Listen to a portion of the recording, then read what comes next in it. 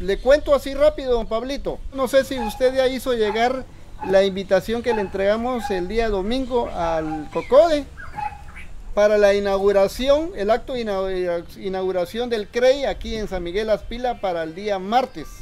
Comenzamos a las 6 de la mañana con una ceremonia maya aquí en San Miguel. Luego nos consolidamos para ir al barquito allá al centro de Champerico para iniciar con una caravana. Y luego a las 10 ya iniciamos con un acto protocolario, un almuercito también dado por los compañeros de las estructuras aquí de San Miguel Las Pilas. Y finalmente tenemos ahí un chonguengue también con una marimba. Va. ¿Me confirma usted entonces con la gente, verdad? Para el día martes. Va, pues. Va. Estamos pendientes. Cuídense mucho. Un saludo fraterno para ustedes y su familia. Cuídense.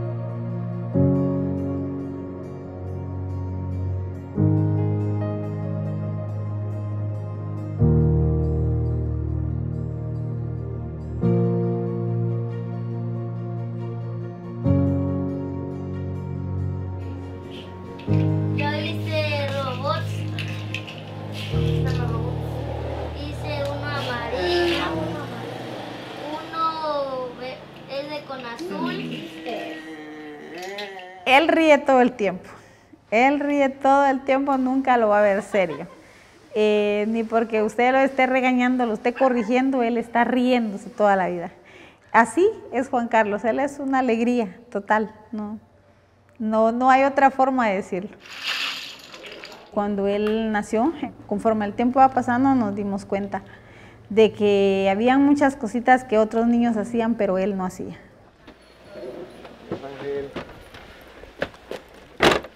Ángel es el cuarto de nuestros hijos, es el número 4 de nuestros hijos. Pero yo con Ángel miraba de que él no me lloraba como los otros, de que la forma de llorar de él era muy calladita, y yo decía, ¿por qué? Lo inscribí a la escuela, de 6 años se fue, en eso empezó a... Una vez me lo llevaron que iba orinadito en su pantaloncito, y nunca me imaginé yo que él no pudiera hablar, ni que él fuera diferente como otros niños. Ya cuando hicimos la audiometría nos dimos cuenta que de hecho sí, había una sordera profunda en un lado de sus oídos. Pasó el tiempo con Ángel, Ángel no me hablaba, con Ángel nos costó que gateara. Incluso llegó a una cierta edad, como de quinto, de sexto, y yo todavía le agarraba a él su mano para hacer la tarea porque no podía escribir bien. La letra M. Después del diagnóstico de sordera ya vino mucho más, como, aunque tiene 19 años, actúa como un niño de 5 años, digamos así va. Nosotros mirábamos de que no nos pronunciaba ya las palabras bien, que más era todo por señas. Y yo le decía, ¿pero qué tiene? Él juega con juguetitos, cosas que hacen los niños, ¿verdad? Y pues ahorita ya está más grande, ¿verdad? Ya es un joven, pero igual sigue como que dependiendo de mí. Doña Leslie es una de las mamás luchonas, les digo yo. Que ella fue una de las mamás que fue a solicitar la ayuda para su hijo a la alcaldía. Buenos días. Él tiene discapacidad auditiva. Trabajar con él era una parte tal vez un poco difícil porque nosotros no sabíamos lengua de señas para poder comunicarnos con él. Tuvimos que aprender unas cuantas palabras o unas cuantas señas para poder aprender con él. Muy bien, mira la pelota. Muy bien.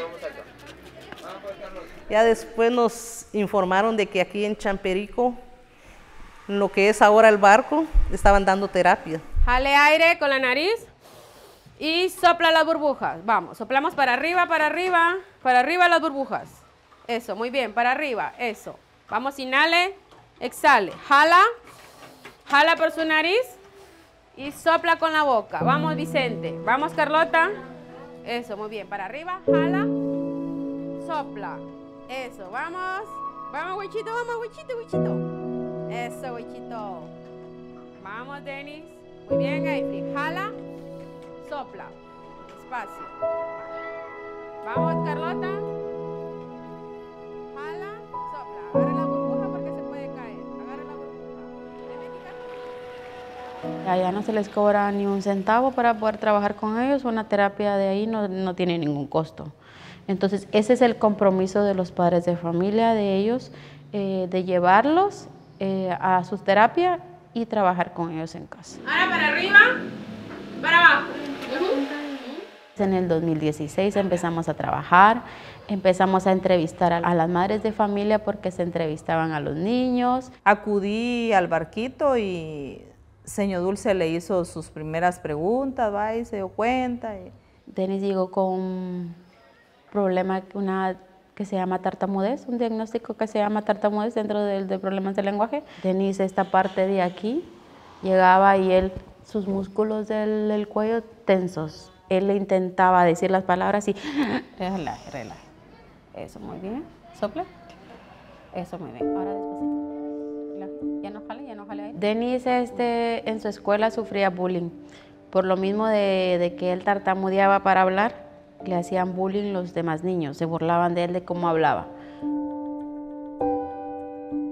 Una maestra lo había hasta encerrado en un baño porque él no podía hablar bien y no se expresaba bien. Madres que se ríen de él porque como, por ejemplo, cuando ellos van a la escuela, va y dice, es que este no puede.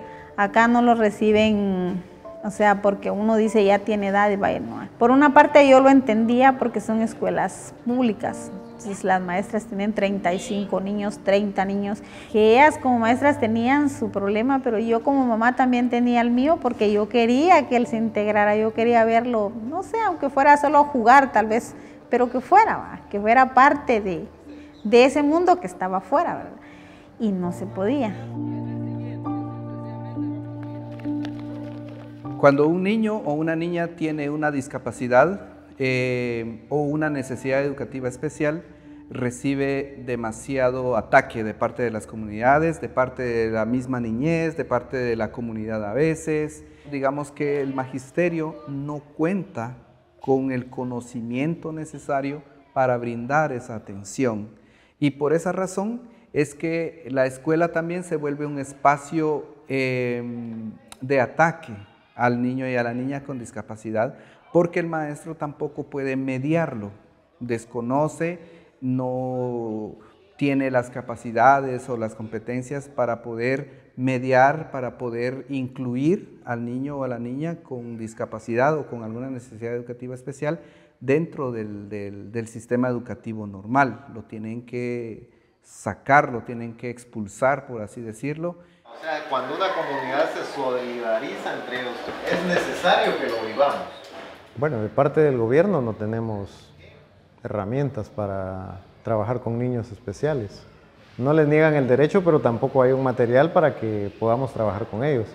Entonces nos obligan a buscar por nuestros medios los materiales. En muchas escuelas se da de que, o mucho compañero, maestro, bueno, llega el niño con necesidad especial y sencillamente yo no tengo el material para hacerlo y no lo trabajo.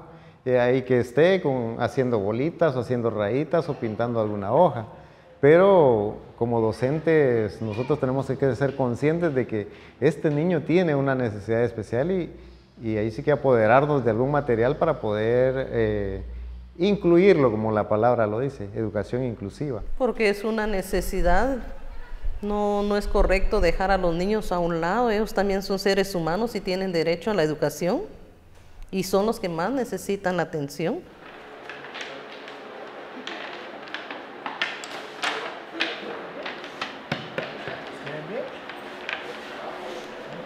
Un aplauso para todos. La educación inclusiva, además de ser una política educativa, busca que la educación sea para todas y para todos sin discriminación alguna, que todos sean copartícipes del proceso de la educación de los niños y las niñas. Dentro de la escuela busca que los profesores desarrollen sus capacidades para generar un modelo pedagógico y curricular incluyente, romper con los tabúes, con la discriminación, con todos los otros sectores. Que la educación sea en igualdad de oportunidades, equitativa, justa para todas y para todos.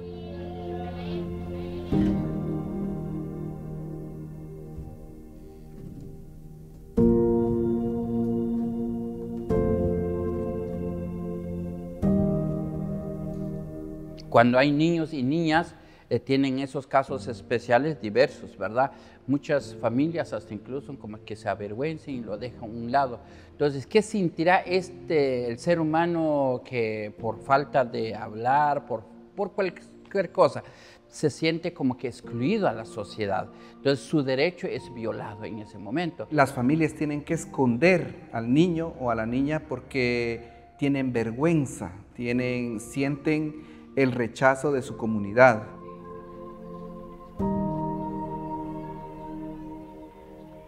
No se conocen los casos, ¿no? Las familias esconden a los niños, a las niñas, no quieren que los miren. Entonces tenemos que ir a las comunidades, tenemos que ir a las casas, a tocar, a buscar a las personas, a las familias.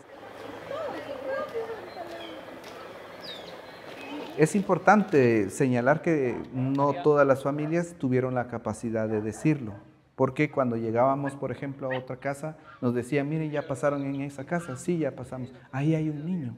Pero no nos dijeron. Lo que pasa es que tiene vergüenza, tiene miedo, no le gusta decir, no le gusta hablar de su niño porque creen que es un castigo. Nosotros hemos conocido que en las diferentes escuelas o nuestras familias, más algún miembro de la familia tiene ese caso especial. Pero nadie puede decir, mire, nosotros nos dedicamos para esto. Casi hasta incluso la propia familia medio se avergüenzan o lo hacen esconder a su hijo o hija. Quiere decir que no es visible en las comunidades. El diagnóstico nos ha permitido prácticamente descubrir o quitar el velo, digamos, que teníamos todos y todas dentro de este municipio y entender que la educación inclusiva es importante. ¿Qué tal? Buenos días, permiso. En este taller pues vamos a hablar un poco sobre el tema de educación inclusiva. Para iniciar, pues armemos parejas y les voy a entregar una imagen. Acá les tengo una pregunta que es educación inclusiva. Pueden basarse con las imágenes, comenten todo lo que ustedes quieran. ¿Y ahí qué está? Están jugando, están compartiendo. También se trabajó con los padres y madres de familia, ¿no? Los padres y madres de familia son otra parte importante dentro de estos procesos.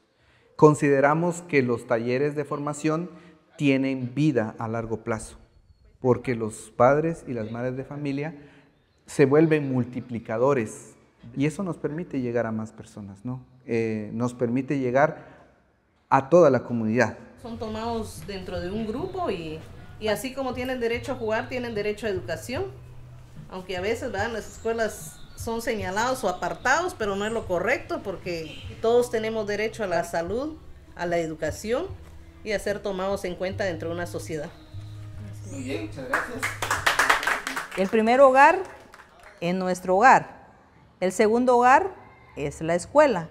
Entonces ya uno ya sabe cómo son ellos, ¿verdad? Entonces ya sería el segundo hogar, va el segundo paso que dan cuando ya uno ya los va a dejar a su escuela.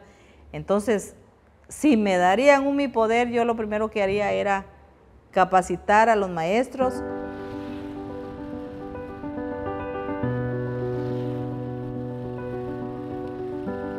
Educación inclusiva.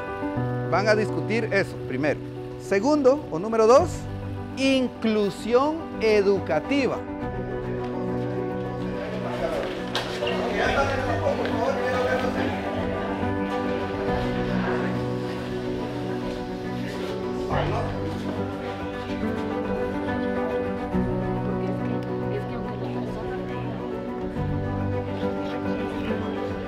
Cuando el maestro se preocupa, no hace falta mucho para poder apoyarle a los niños. Es un poquito más de esfuerzo, más de entusiasmo, más compromiso. Más voluntad. Más voluntad, porque a veces no hace falta mucho, ¿verdad?, para prender la llama. Y una vez encendida, pues ya funciona mejor la situación. Ahora está él en segundo básico, su maestra se llama Maylin. Supuestamente dicen que es una maestra muy dura, pero no, él se ha dado a querer con ella, ¿verdad? Y ahorita ya ahí en el colegio ya saben de que él recibe terapia del habla. Empezó Denis a mejorar, ya no tuvo tartamudez, pero le costaba pronunciar otros fonemas, por ejemplo el R, que era el más fuerte que le costaba. La mamá, desde que empezó a ver los cambios, ella contentísima.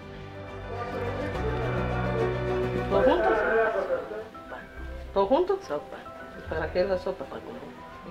El cambio que vimos en Ángel es de que él era muy tímido, porque ya empezamos a ver de que llegábamos al barco y todavía no era hora que entrara, él empezaba a platicar con las personas que encontraba ahí, aunque no las conociera. Bastante sociable a partir de las llegadas al barco. Entonces, como le digo, empezamos a ver de que los cambios eran bastante buenos para él. Y ahora, les digo, tenemos que callarlo porque se nos quiere ahora pasar mucho con los desconocidos, ¿verdad? Y también hay que cuidarlo un poco de ello, ¿verdad? A repasar. Ya hasta los 10 años, ahí sí ya hubo alguien que me dijo, tráigalo. Una maestra joven, una maestra de, vamos a decirlo, 23, 24 años. Para mí, jovencita, ¿va? Me dijo, yo me gradué este año, pero quiero empezar con el pie derecho, tráigame. Y se lo llevé. Y ahí Juan Carlos empezó. Empezó a manipular el lápiz, empezó la escritura con él, le empezó a colorear bien, la escritura con él ya empezó a trazar, entonces él ya tenía mejor manipulación con sus manos, ya podía trabajar. Y ahora, pues ahora sí, ahora ya estudia, ahora ya cursa 6º grado. Este año, si Dios quiere, se gradúa. Yo estoy feliz, ¿va? Porque él se gradúa de 6º, pero para mí como mamá es como que él se graduara de una carrera. Lo voy a hacer como este, ¿ve? Juan Carlos tiene un hermano que se llama Ángel, es más pequeño que él, no tiene ningún problema, ninguna discapacidad, él está perfectamente bien. Un día pregunta, ¿por qué Juan Carlos va a clases en un barco? Dice, porque lo necesita. Pues yo quiero ir. Pero si usted no tiene ningún problema, ¿cómo que no? Tengo un problema. ¿Cuál es su problema? Aguantar a mi hermano. Él se inventaba cualquier problema, decía, mami, ya no puedo pronunciar la R, llévame ya con la señora Dulce. No sé si lo hace a propósito, pero empieza a bajar en matemáticas en la escuela. Cuando escucha la palabra inclusión, pregunta, ¿qué significa la inclusión? Le digo, significa incluir al niño que tiene problemas con los que no tienen. Esa es la palabra inclusión. Ah, me dijo, yo estoy aplicando la inclusión desde casa, me dijo. ¿Por qué? Porque me estoy incluyendo en la vida de él, me dijo. Ah, y estoy incluyendo a él en la vida mía. Ah, qué bueno. No es porque tenga un problema, simplemente él quiere ir, dice, porque él, así significa que él va a aprender a ayudar a su hermano. Pero él ha sido una parte muy importante para Juan Carlos porque lo ha ayudado a socializarse, a tener una mejor convivencia con la sociedad y que él vaya aprendiendo también a cómo mezclarse dentro de la comunidad. La educación se da entre maestro, alumno y padre y familia. Solo el niño muchas veces no puede hacerlo todo. El maestro se puede esforzar, pero si no hay ayuda del niño, tampoco. Y si el niño y el maestro se preocupan, pero el papá no, entonces la educación es de 3. Y no solo de 3, de muchas personas que tenemos que estar ahí ayudándolos. Nosotros ya vamos, tal vez en 20 minutos estamos ahí a repare a todo el desinche.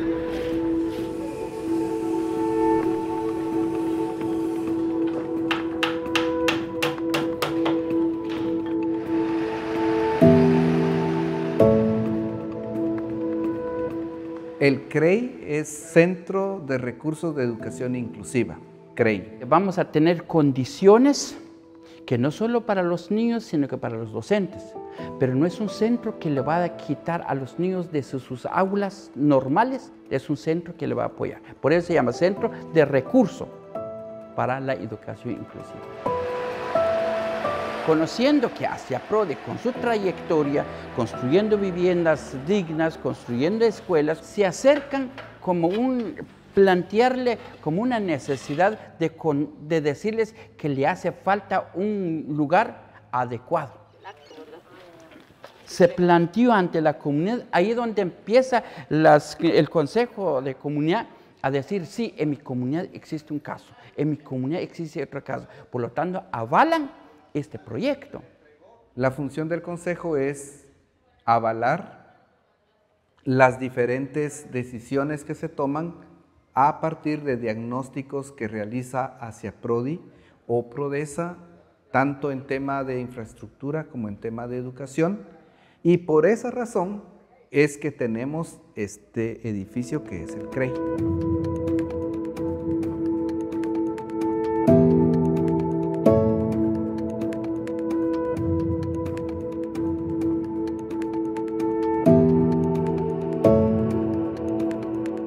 Teníamos la donación de España en lo económico, pero más no del terreno.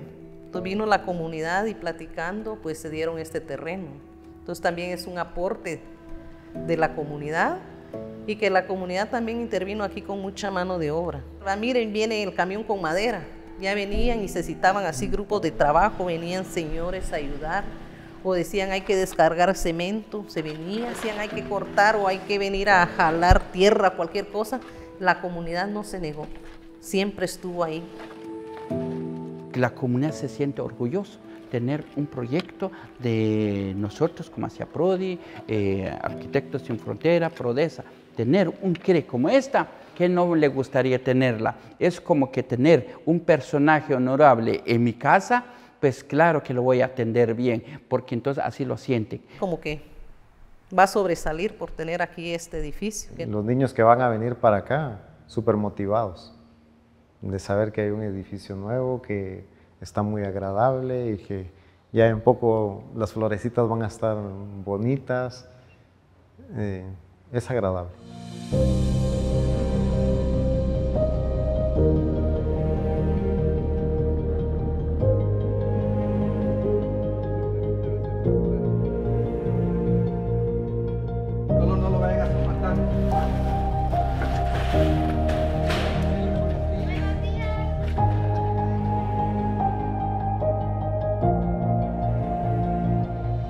Ese es para trabajar terapia del habla. Quiero ver ese cuerpo. Mejorado.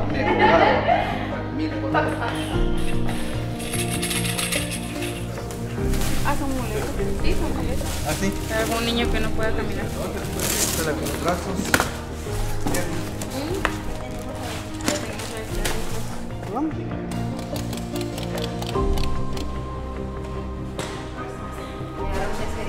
Una parada. Pizarrón en cada aula y en los espejos en la otra pared. Ah, bueno, vamos. No sé que le hicieron los patillas a eso, pero aquí está.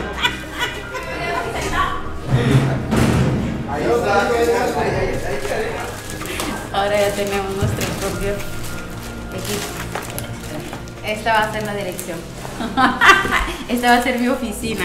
Miren qué cambio, ¿verdad? Y miren qué dicho.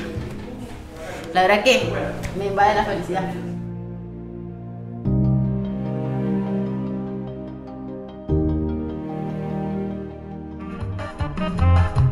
Y a toda la población champericana están cordialmente invitados el día de mañana martes. Anotaciones generales de la inauguración del Centro de Recursos para la Educación Inclusiva GREI, localizado en la comunidad San Miguel Las Pilas.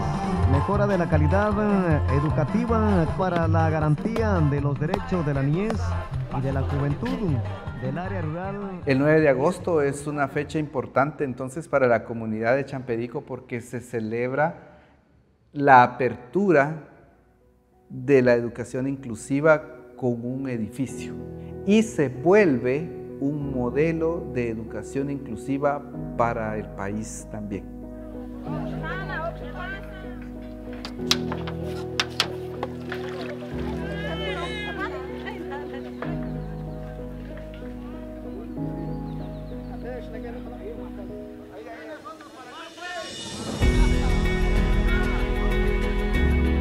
De la caravana, entonces vamos a salir por aquí. Yo lo que quiero es de que pasemos en el centro, para que pasemos y demos la despedida de todo el centro urbano y ahí nos vamos para allá, salida, como que fueran las camionetas para allá arriba, digamos, ¿ya? Muy bien. Entonces, damos la vuelta.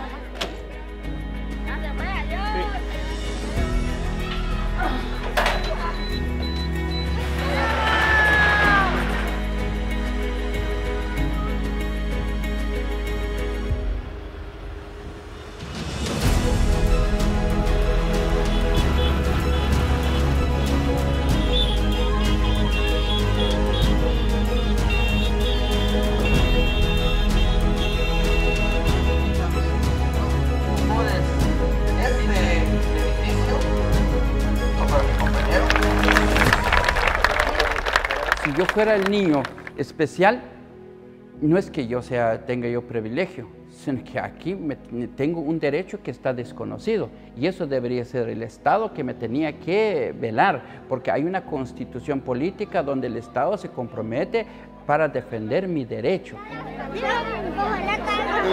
¿Quieres ver? Vamos. La educación inclusiva es ese modelo de educación que hemos iniciado aquí en Champerico y que integra a padres y madres de familia, integra las estructuras organizadas locales, a los profesores, a los directores, a las directoras, a los niños y a las niñas, es decir, no que haga diferencia solo con actividades o con acciones pequeñas dentro del aula. Todo es una cadena, tenemos que unir los eslabones para formarla. No es solo el edificio, es el maestro, es el terapista, es el padre de familia, pero también será el Ministerio de Educación el encargado de velar porque esto funcione. Es no solamente una forma de atención a los niños y a las niñas, sino que también se convierte en una política educativa. Ojalá que haya conciencia entre los parlamentarios, entre cualquiera otras autoridades que tienen incidencia para poder decirles asignemos un presupuesto para estos casos, ya que Champerico nos está dando este modelo.